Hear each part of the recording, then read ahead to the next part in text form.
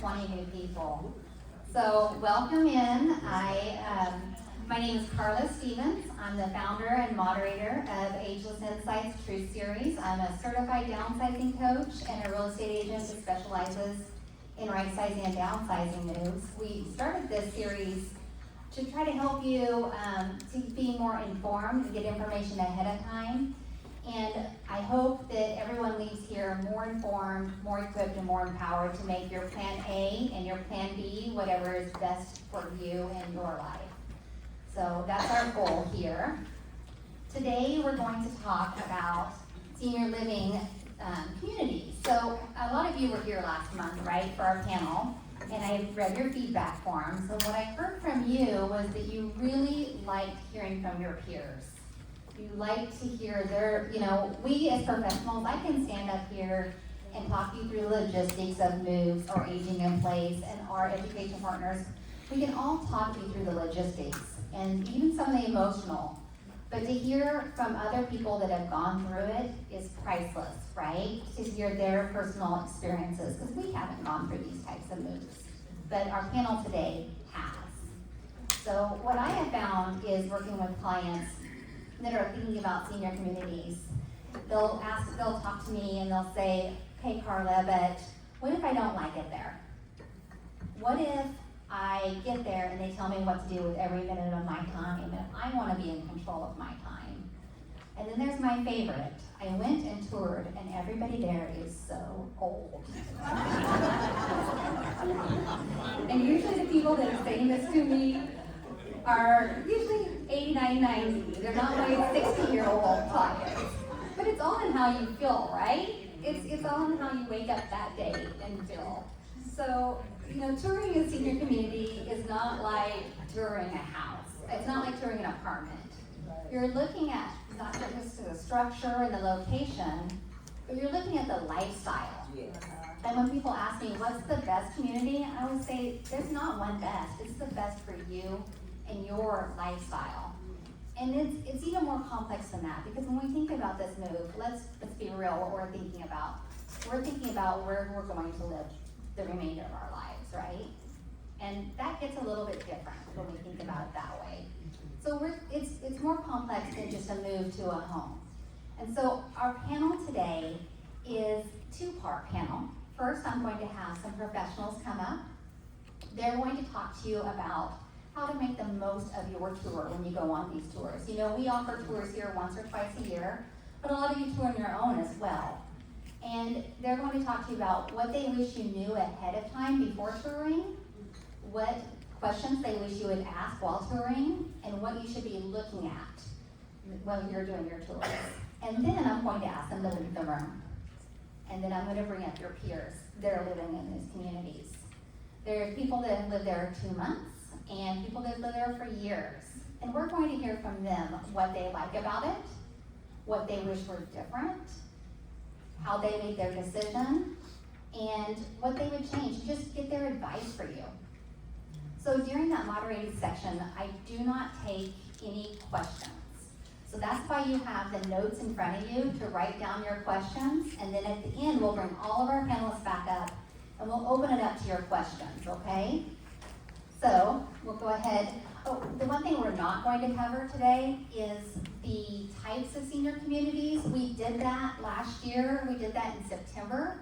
We covered what each type of community is, assisted living, memory care. So if you would like to revisit that video, it is online. If you go to Ageless Insights IA, and then you look at past events, you can find it under there. All of our past videos, except for I think our first one, are there.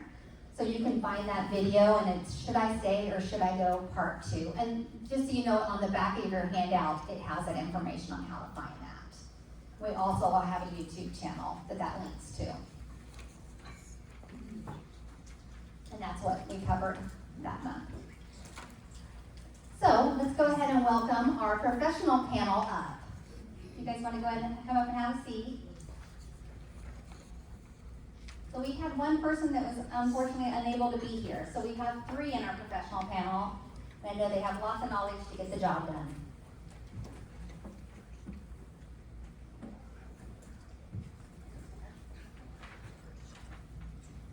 morning. My name is Meredith Martinich. I am a sales counselor at Grand Living, and we offer independent living, assisted living, and memory care in our community. Hello everyone, my name is Chelsea Fry. I am the Director of Marketing at Terrace Glen Village. We are located in Marion, and we offer a continuum of care, so independent living, assisted living, short-term rehab, and long-term care. Welcome everyone. My name is Jill Ryder. I work at Stony Point Senior Living. Our campus has villas at Stony Point, which is an independent plus senior apartment complex full of amenities, and we also have Stony Point Meadows, which is our assisted living and our assisted living memory care. So I'd love to hear from each of you. We're going to finish with Jill on this one. But when someone tours your community, what is the one thing they should ask or observe from people that are working there? Or that you think most people overlook, is what I should say. One of the things that I feel like people may overlook that they should observe is the longevity of the residents and the staff that are there. Obviously, there's a reason that they've decided to remain there that long, so just noticing what that looks like, not only from the management team, but also down to the floor staff that's caring for the residents individually. And also just observing interactions between staff and residents, because obviously that's going to give you an idea of kind of the culture and the vibe of the community. I think something that you should be looking for is going to be different for everyone. For me, it's find out what's important to you. Are activities important to you? If so, then meet with the activities director. Is food important to you? Ask to talk to the chef or ask to have a meal while you're there. I think it's a little bit different for everyone what their priorities for and what's the most important thing for them that they're looking for in a community. And I think it's important to look at the time of day when you tour, and I think you should also think that you're going to tour more than once. So if you want to get a feel for the culture, you would maybe come at 10 in the morning or 1 in the afternoon, knowing that that's when a lot of the activities are occurring. Oftentimes you're bringing your children with you, your adult children, and they're working, so you're making these appointments at 3 or 4 in the afternoon. That's not going to get you the culture. That's not going to give you the whole picture. But you need to bring, we're happy to tour then, but know that you should tour more than one and at different times of the day to get a better variety of how the communities work. Jill, I think you had some advice about touring with adult children when we were talking. Was it you? Well, I always think the adult children should go first. I find that you send your kids first because, and also the number of tours you do in a day, crazy. Don't do 2 and 3 a day. If your children are going to look for you, they can do a couple, they can narrow it down. They know you, they can get that vibe. But also, if you're going to look at a community, going to 2 or 3 in one day, it all just mushes together. It is not that hard, and you're tired and you're doing a lot of walking. And then you go home that night and said, I'm never gonna go anywhere because my legs hurt. So really just, one at a time, take it in, take notes, soak it in, and then, take your time at this. This is a big move. So we have a ton of options here for senior communities. I feel like we're really blessed here. What would you say, what would people, sorry, that's all my questions here, guys. So with all the different options, we talk about the activities, we talk about the costs, and they all have different structures, right? So how do people compare apples to apples, Jill? So I think you can either put together a spreadsheet. I hand out a tool that helps you compare pricing, helps you compare activities, that you can then, because everybody has a niche and everybody prices differently. Some people do levels of care in assisted living, some people do a point system, and some people do all inclusive. So it's hard to be able to compare that unless you can write down and then compare your costs and write down what each thing costs. So, to make sure you have that, something like that, so you can compare. Yeah, and she brought that tool with her. So, at our education partner tables, we always have handouts. So Jill I asked her to bring several copies of that so that you can compare true costs in different communities. And so, when we're looking at that, what else do you think that families should do to truly be prepared for this move and to do their due diligence research before starting their tours? I think the best thing that you can do is really just looking, even online, looking at those reviews, those star ratings, because that's going to really capture what the community is like, not only as a tour guest, but as a resident, a family member, because those are the real life experiences. I mean, it's just like when you're going to a hotel or you're going out to eat, it's likely that you may check out what other people thought of it first, and that will kind of determine if you would like to make a visit there yourself. So the same thing is with this, but obviously it's a much bigger decision. So seeing those real life reviews is really, really helpful.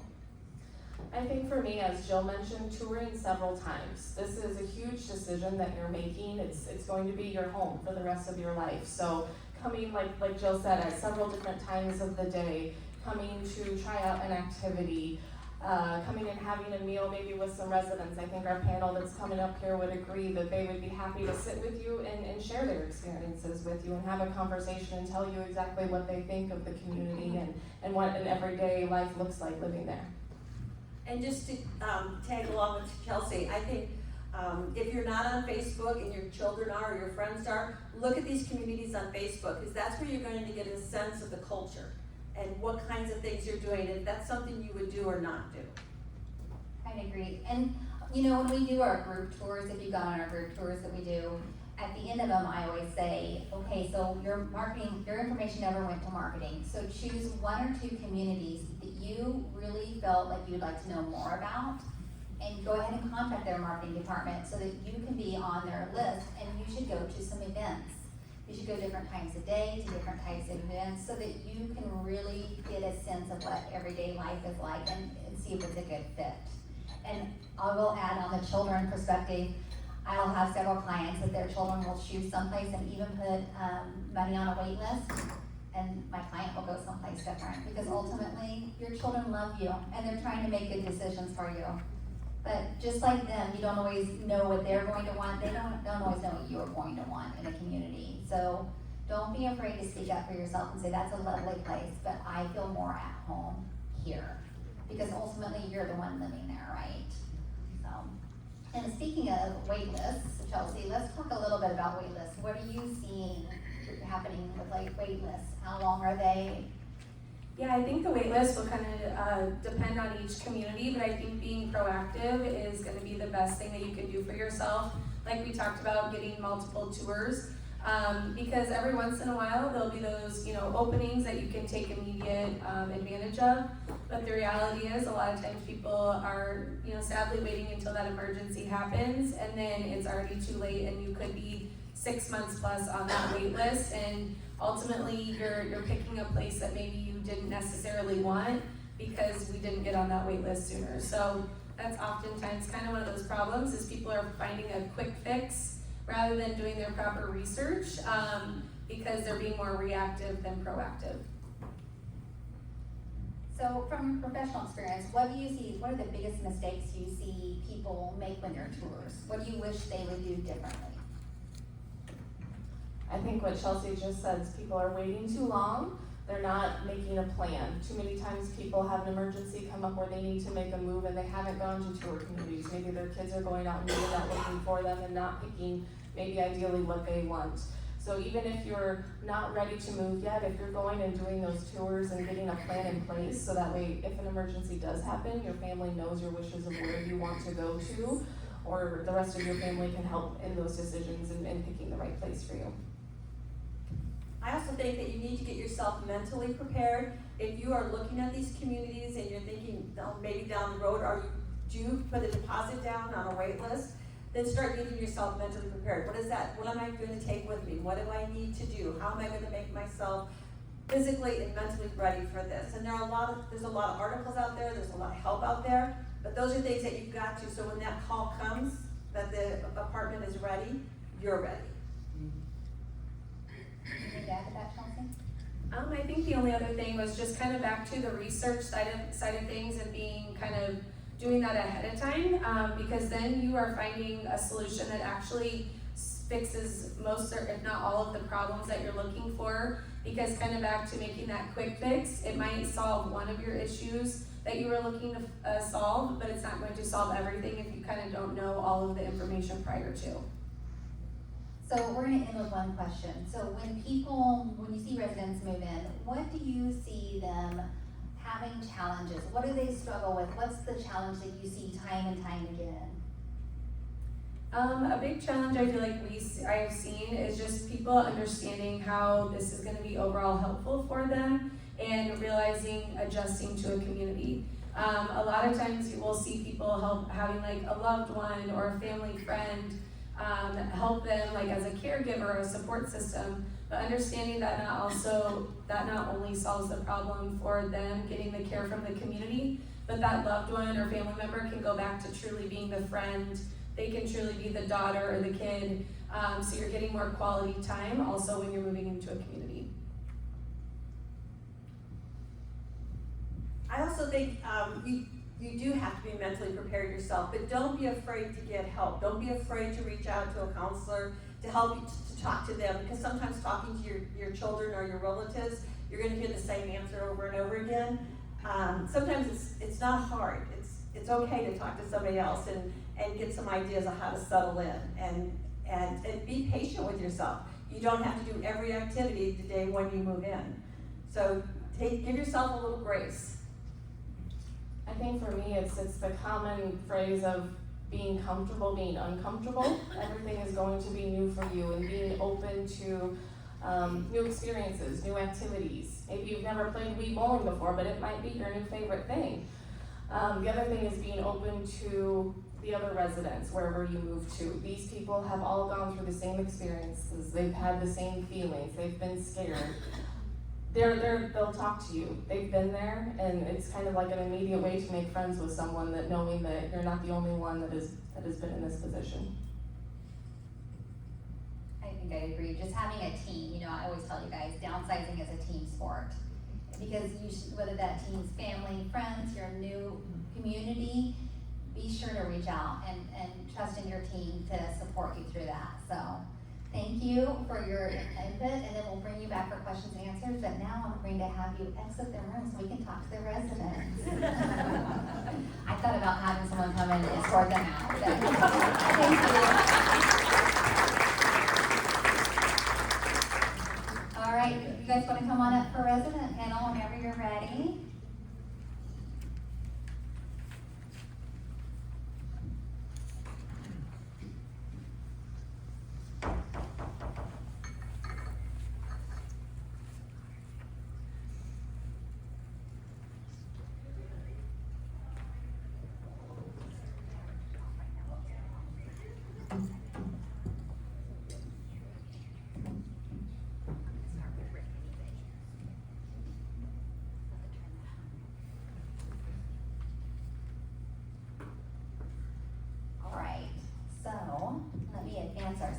Here. Oh, I have that good.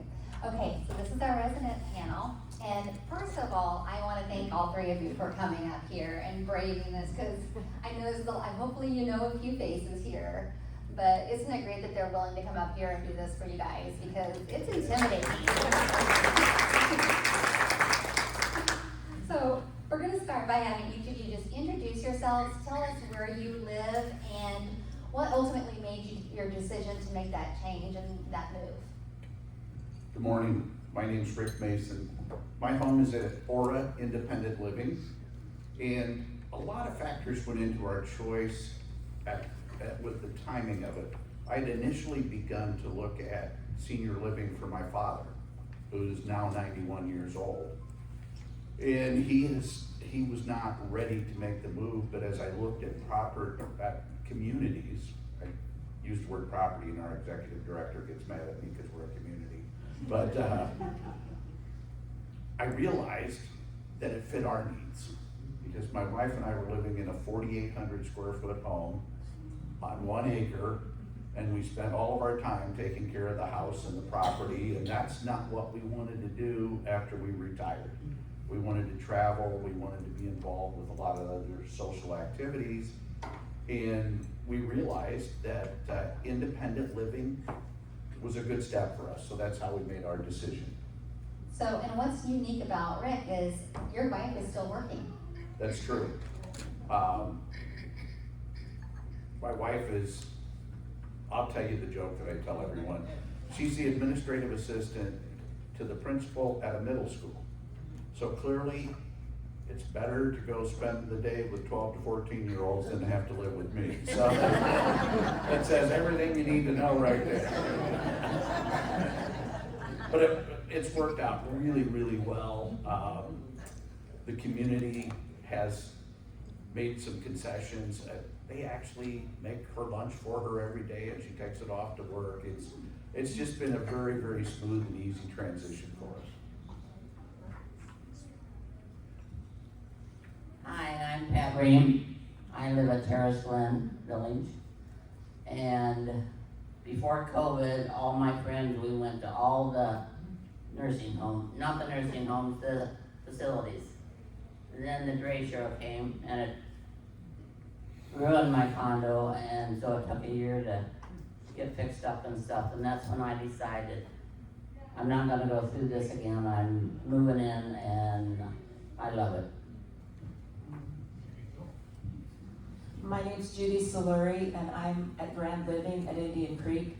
The decision for me was, it took a long time to get my husband to agree to it. His health deteriorated quite a bit, and I was afraid of the tub, him going in and out of the tub. I helped him with the shower. He would not accept help from anyone else. So it took a long time, but we finally were able to do it, and Gray Living is our home. Well, actually, he passed away 5 months later, but it's still my home. And so, talking about that and those fears, I talk to my clients and a lot of them have fears around moving. I talked about them, acknowledged a few of them, ahead of time here. But can you share a fear you had or your husband and how you addressed that? Did someone help you through that? Was there certain words that someone said or someone helped you through it? Actually, I did everything myself. It's a big mistake, don't ever do that. Because he could not help me, he would make decisions with me, but as far as actually packing, moving, that type of thing, I did it myself. And I was wondering whether I could, and actually I did, but it's tough. Get someone to help. How about either of you? Any fears that you had ahead of time? Any concerns, and how did you work through those? I was worried that I wouldn't be able to sell my house after the Dre show, but I fixed it up.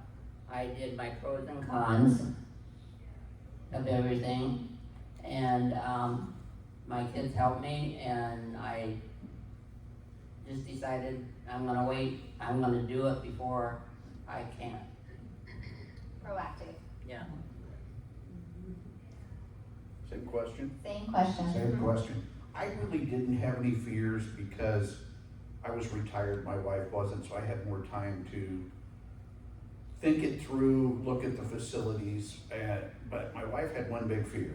She is a quilter, and she wanted a sewing room, which our second bedroom serves as that, and she has so much fabric, the fabric stores call her when they run short. So we needed some storage for all of her fabric and other essential items, and Aura has storage rooms right on site that she was able to store her fabric, and once or twice a week she goes up to visit it, and it's worked out really well. That's great. That's great having storage. And so I wanted to talk about one thing that we all talk about here every month, control, right? We all want to have control. We want to have control of our schedule. And it's that fear that you're going to move and someone's going to control. I know I don't want someone telling me what to do every hour of the day and tell me I need to go to an activity that I have no interest in. And so, Judy, tell us, what does that look like every day? How involved do you have to be? What does a typical day look like? Do you control your own schedule, or do they tell you what activities to go to? We actually have 2 large 8.5 by 11 schedules of our activities. One is for the exercise activities, but we also have an exercise room that has a bunch of equipment in it also. And then we have another one that does our activities like movies. People people coming in to talk to us. We have a professor from Co who comes in once a month, and I think he goes to other communities also. But it's totally my decision, what I want to do. We have a lady that all she does is she'll eat, but then otherwise she reads. She loves to read. So it's up to you if you want to do one activity, no activities, or everything. And I try to do as much as I can because I love it. So, how about your involvement in the outside communities? Outside, our outside community is still important to us, right? How's that changed? Mondays I stay clear because that's doctor's appointments and line dancing. Wednesday I line dance. Thursday I volunteer at Hiawatha Care Center. And I can do anything I want. I just plan my week out. And I do stuff at Terrace Glen also. All right, how about you, Rick? I want to take a minute and thank Rick because Rick spent 12 hours on Tuesday working at the polls. Isn't that great? I think he's still hyped from it. I really thank you for that. And I want to thank you for a comfortable chair. Because I sat in a chair designed for 7 to 9-year-olds for 12 hours on Tuesday. So it wasn't the most comfortable, but boy did I enjoy meeting all of you as you came to the polls and voted and interacted with you. My wife and I are still really involved in outside activities in that we are huge sports fans. We have tickets to all the sports at the University of Iowa. We have tickets to the Broadway series at the Paramount and also at Hampshire. Because I'm retired, I work with a couple of volunteer organizations. Your day is what you want it to be. Judy said it well, that you can be as involved in activities as you want to, or you can do nothing. For example, this morning it was beautiful out. I sat on my patio and read a book for an hour before I came over here today while the dog laid in the yard, and it was just wonderful. And that's the other thing I'd say to you is one of our biggest requests is we had to have a place for a dog. We have a 60-pound dog, so she's not a shy little puppy, and it's worked out really well. That's great. So let's talk about your social. It's hard to make new friends. And when you moved in, how was that environment? Meeting new people and making friends. I think that would be intimidating. So how was that? I think each of us had probably a different experience. I will speak to ours. The people in the community that I live in were very welcoming. It was amazing how easily they brought us into the mix that had already developed before we moved there. We've been there 4 months. We've already made a lot of friends, people that we really enjoy spending time. So it's been really simple, I think. Yes, everybody at Terrace Glen are friendly, and you can run, walk all over, exercise, visit with everybody, even go down to the nursing home part and talk to them. Yes. One thing I really love is we have a library right next to where people come in, our entrance, and we also have a grand lounge. Once I walked in and I looked, and I knew right away this was home. I knew one person, but now I have a core group of friends who's like family, and the rest of the people I love just as much. So, but you can't sit back and not put a little bit of yourself out there too. Because there's some people who are shy, and I know it's hard to do something like that, but when someone walks by, give them a smile and say, hey, I'm new, or we probably know the new people. In fact, we had 3 people move in this week, and I'm trying to remember their names and I'm putting names with faces so you can imagine what it's like for one of you moving in. You have to put we have 160 some people there. So, but it is amazing how soon you learn names and what their background and things like that through activities and things like that. So let's talk a little bit about something unexpected. No move is perfect, right? There's usually comes along the way. And I don't want to paint a rosy picture, like everything is going to be perfect here. So let's talk about something that maybe you struggled with along the way. Something that surprised you. And it could be something good, but let's also talk about struggles. Okay, my biggest struggle was that I had too much, I moved too much. And that was partly the fact that I did everything myself. I didn't have someone to say, hey, that won't fit. So when I got there, we got there, and I had all these boxes between my living room and kitchen. And my husband goes, well, actually I was crying. This was the next morning, I was so tired. And he goes, you're gonna call the moving company, they're gonna come in and they're gonna take all those boxes. And I said, hey, I've gotta look through them. He said, no, you're not gonna look through them, you're gonna just have them come and take them. There's still some things I think about that I gave away, but just remember they're things too, so. I decluttered every year, but the hardest part was getting rid of my mom's quilts and all that, but I had downsized, so I didn't have any problems.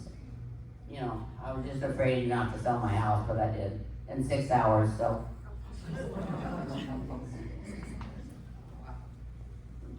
We didn't really have any struggles other than we did some massive downsizing. As you can imagine, I said earlier, the house was 4,800 square feet. We were in it for 19 years, and one of my fellow residents said, isn't it amazing how our houses absorb things? And they really do, because you look and you say, I didn't know I had one of these, but I have 5 of them. And so we spent a lot of time downsizing before we listed the house. And we were pretty heavy as far as moving things out, getting rid of it. So the surprising thing has been, we got moved into our apartment and said, boy, we wish we had not given that away, especially some of our artwork, because there's a lot more wall space and more storage than we anticipated. So we actually could have brought more with us than we did. And have your kids get the stuff out of your house before you move. Speaking of artwork, I did give away quite a few pictures, but now we have art classes, so I've got a lot of what I've done now. I hated art in school. I didn't do anything when I was married. Now I love it, and I'm putting stuff on my walls now that I didn't have before, but it's mine. So I'm going to end with one question here for each of you. If you had a friend sitting across from the table from you today, they were thinking about making this decision, and they're unsure, they're scared, what would you say to them? The biggest thing, and I think that they mentioned that also at the professional panel, don't wait. Do it now before you have to do it, because or your family, your kids move you, and that happens also, and then you resent it. Do it now. Look at the pros and cons, look at your financial situation, and when you think about it too, remember, you don't have any other bills. We have one fee per month that includes food, utilities, rent, everything, everything we do, and it's all inclusive. So you're spending a lot out there that you don't even know about. So kind of put the financial picture, because that was what my husband was afraid we couldn't afford it. But I showed him we could. That's one of the things, one of the exercises we do for the Downsizers Club members is we go through finances, what your finances are now, and you'll find when you go ahead through your sheet, a lot of people were surprised, that it really wasn't that much more, or maybe even less than what they were already paying, depending on their situation. There were some people that it was the opposite. So if you had a friend sitting across from you, they were thinking about making this decision, they're unsure, scared, what kind of advice would you give them that they could, Go through your house and declutter, and don't wait too long to move. Do it now. That sounded an awful lot like Nike. Just wait for sure. The lawyers are outside the door. You heard me say earlier that I began this search by looking for community for my father, who's 91, he'll be 92 in August. And so he's somebody that I would sit across from that is a really good friend, and Dad and I have become friends as he's aged. He just wouldn't make the decision out of fear. His frame of reference is that senior living, now this was his frame of reference. Senior living was a nursing home, and I'm not gonna go live in a nursing home. He found out that nothing could be further from the truth. Then his second one was, I can't afford it. And we did a similar thing that Judy talked about. Yes, you can, he can't afford it. Well, give you an update on where Dad's at. He came here in April to Cedar Rapids. He lives in Florida, by the way. And he stayed in a guest suite that we have at our community for 11 days to see what it was like to live there. He moves in permanently on Monday. Took me 3 years to get him to that point, and my wife and I did not move there with any idea that Dad would be living with us eventually, but it just happened. It was just another good benefit for us to move to independent senior living. So you're almost roommates. Yes. Well, it's a very large building, and we happen to be as far apart as you can physically be in the building. His choice. I do have one other thing. Look at the facility as far as independent, assisted, different things like that. What's important to you? Because if I had been at a couple other facilities, we would have had to move again within 5 months because of the fact that you have to move buildings if you go from independent to assisted, and at Grand Living you don't. So that's another thing. Look at because it will happen, sometime you will need help, so think about that too. Well, thank you. This has been great. I am going to bring in the professionals. If Harrison, would you mind letting those ladies, they sound like they were having a great time out there. You could have them come back in. So we're gonna open it up to questions and answers, and I'm gonna have Harrison come up and talk to you for just a moment. Before we do that, if you guys would come on up.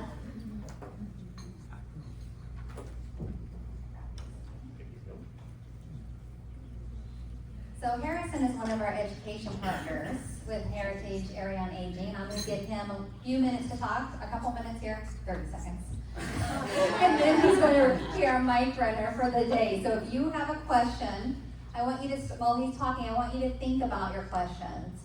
And because we have such a large crowd, if you have a question that's very specific to you and your situation, maybe hold those and we'll talk about them individually. Our panelists will be outside the room afterwards and talk to them about your situation, or you can write a note if you want me to call you, and I'd be glad to connect you. But what we're looking for questions and answers are questions that serve everyone, that everyone can benefit from, since we have such a large audience today. So anything super specific, let's save those and have individual discussions, right? All right, Harrison, Carla, stage is yours. you know me too well, because I can take about an hour at a time.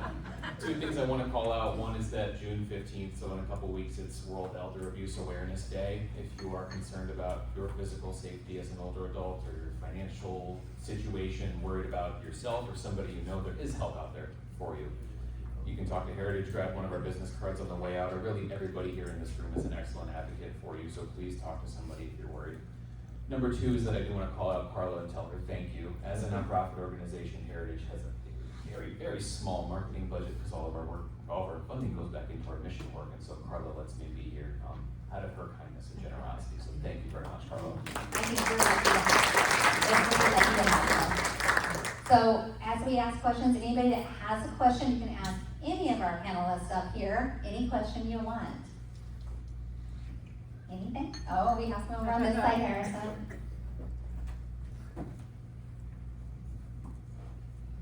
And you can just say who your question is for, or if it's a general question, that's fine too. Well, it's for Rick because of what he said, but it would apply to any of the panelists there.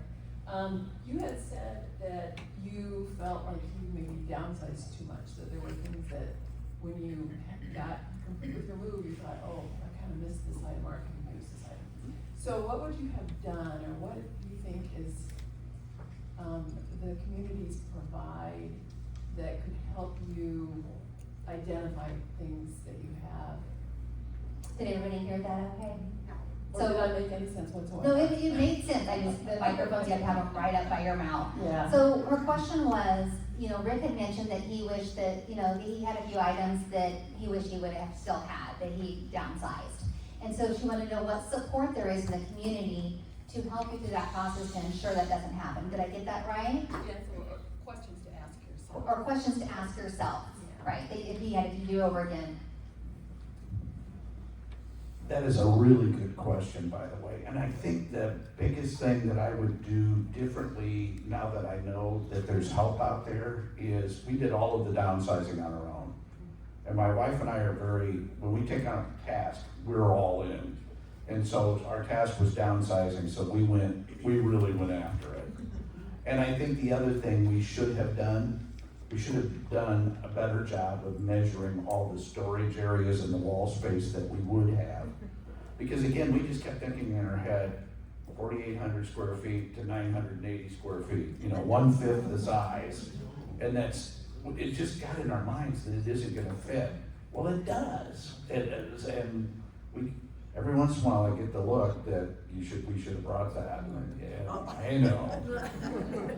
I hope that answers your question. Yes, it does, yeah.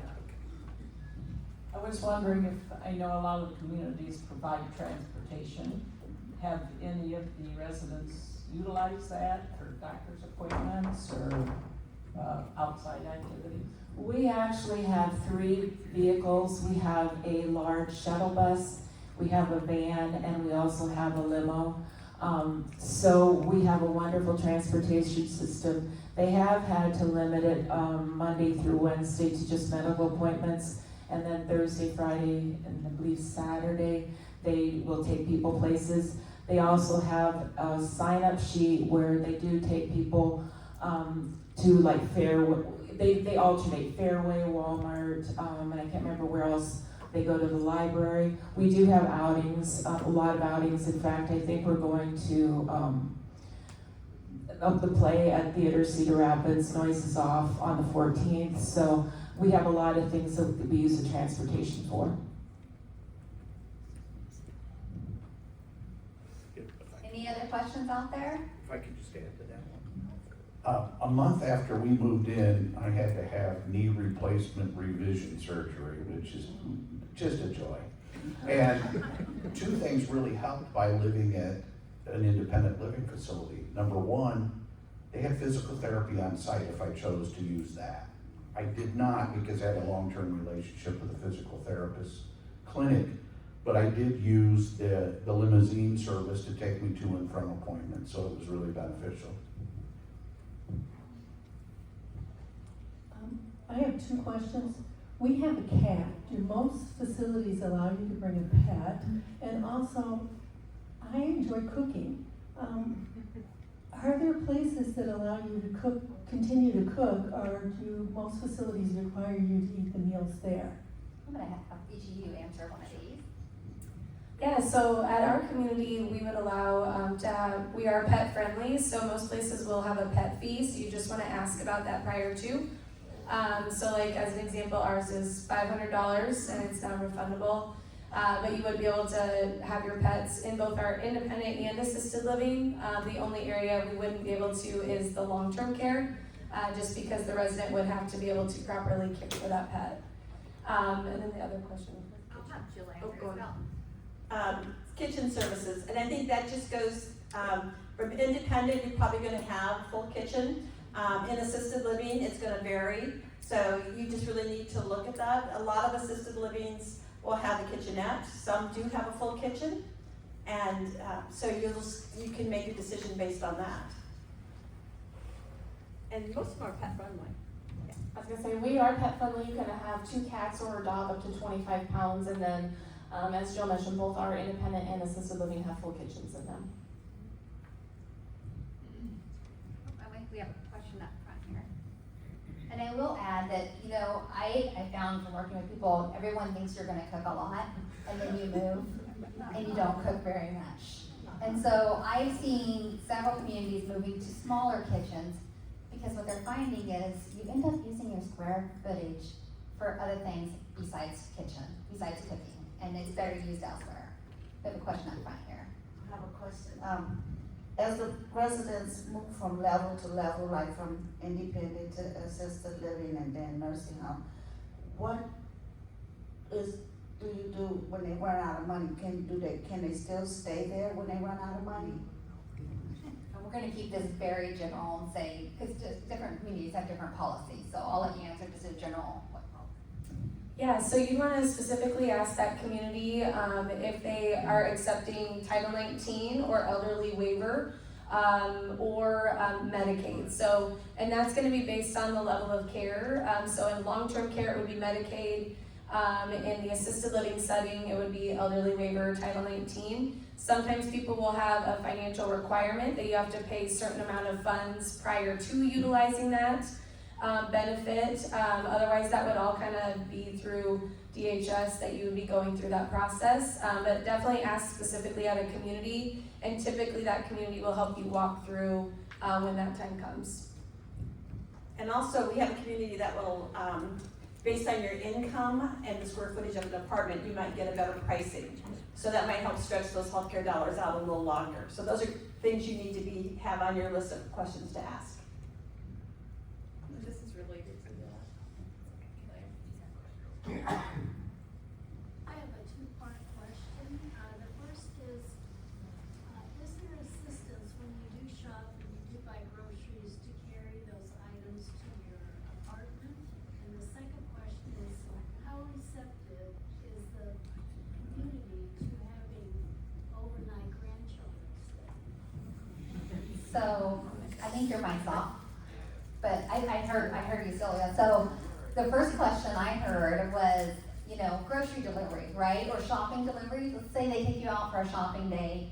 Does that typically get delivered back? And communities in general, do they typically allow overnight? I know we have, several have guest suites. What's the policy on grandchildren? So, I'll start over here, Meredith. We do allow guests to stay in your apartment with you, and then we also have guest suites available, so if you have people from out of town, we have, it's kind of like a hotel room that they can stay in, and includes breakfast the next day. And then in regards to delivery, I think ask at your community, we will deliver any groceries up to your apartment for you, or if you go shopping, any packages that get delivered, we will take up to your apartment for you. And I have had my grandson stay, so yes. Mine too. I think you have to think about it. This is your home, and that you don't want to change everything. You're changing your square footage and things like that, but this is your home. And in assisted living, you can come and go as you please. You can have guests over. And so you just have to think about it in those terms. I think it's real helpful. Yep, I would mimic that as well. This is your home, so we want you to be able to welcome and host dinners and families just like you did before moving to our community. And I would agree, we also, a lot of them will have those guest suites where your family can stay there, but they're always welcome to stay within your apartment.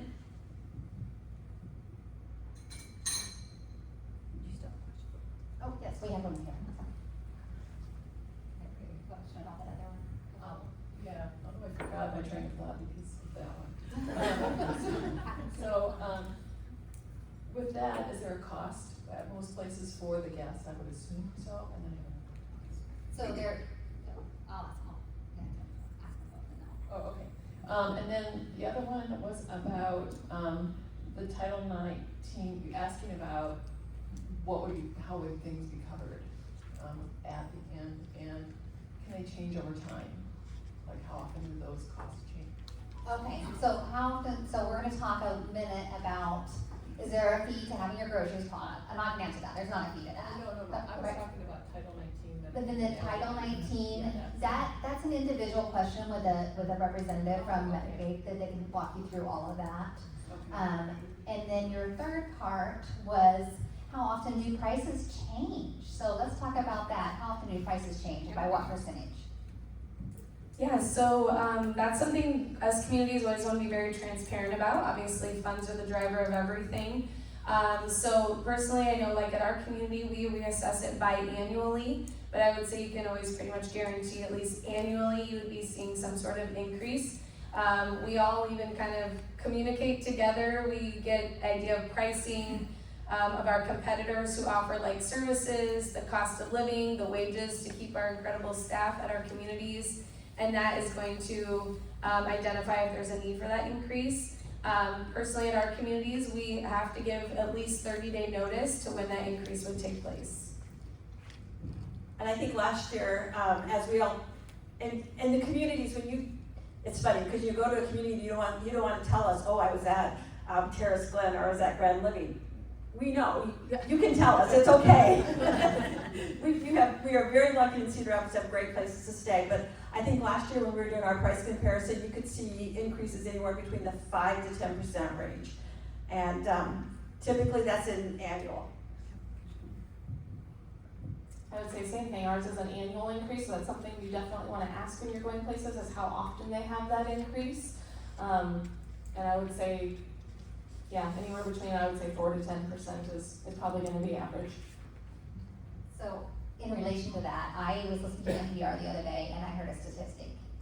How much do you think groceries, what percentage have they increased since 2020? It feels like 100%. They have increased 30%. So think about that statistic when we're talking about the increase in cost too, because groceries alone have increased 30%. And you know, one thing we didn't cover earlier that I want to make sure we mentioned, Jill, you were talking about, people look at other places, right? Well, when we were talking at our first meeting, you had mentioned that don't be afraid to let them know that you're looking at other places, and they can help you. If theirs isn't the right place for you, they can help you to point you in the right direction, okay? Yes, they're competitors, but we also know each other. It's a small environment, and we all work together. Honestly, we want you to be happy wherever you choose to go. And so if theirs is not a right fit, don't hesitate to ask them questions to see if they can point you in the right direction to another community that's a better fit. Any of these. I agree. I like water aerobics, and I would feel that would be important to me to continue to do that, wherever I live. So what options could I have there? You'll want to ask every place that they have a pool. Every place that has a pool has water aerobics available. And I know we have about 4 communities, I think, that have pools. Several of them do. Some have agreements with like the Y as well. Some communities have agreements with like the YMCA that they will take you to the gyms if you want to go use their pool. Some places have that agreement as well. I can tell you I actually missed water aerobics this morning to be here. I think we have time for about 2 or 3 more questions. I know there's a couple right here. True story. I love it. Do any of the facilities have independent living homes associated, not in buildings? So homes associated. Yeah. So one, that's the only one I'm aware of. Am I missing anything else? Well, there's Garnett Place has individual homes, but they're starting to sell them as real estate now. So Methwood would be the only one that I can think of that has that, and that's a buy-in community, a lifetime community or continuum care. So you would buy in to that, and you can stay in a home, and then if you needed additional care, you would go ahead and transition. So. I'm wondering if you end up having to pay double if one of you needs to move on to extra care, but you're still, one's independent, one needs memory care or something. So if you're part of a couple and one of you needs more care, and this happens quite often, I would say, right? So one of you needs more care, do you pay double or how does that work? It depends on the community you're in. There are some communities, the ones that have the buy-ins, where you wouldn't necessarily have to be paying double. And then there's also places where it depends on the rooms or apartments that you're staying in. So if you have one in independent living and one in memory care, then most places, yes, you're going to be paying for both apartments that you're staying in. Those are important questions to ask when you're touring. Do I stay in my room? Do I go to another building? Do I go to another room? You know, those are all very important questions. So I want to take a minute and just thank all of our panelists because I really appreciate you guys being here and being a resource. Did you feel like you got some good information from that, everybody? They will all be outside the room. I'm going to have you stay and give you some additional information. I'm going to let them go get set up. And they'll be outside here. So thank you again.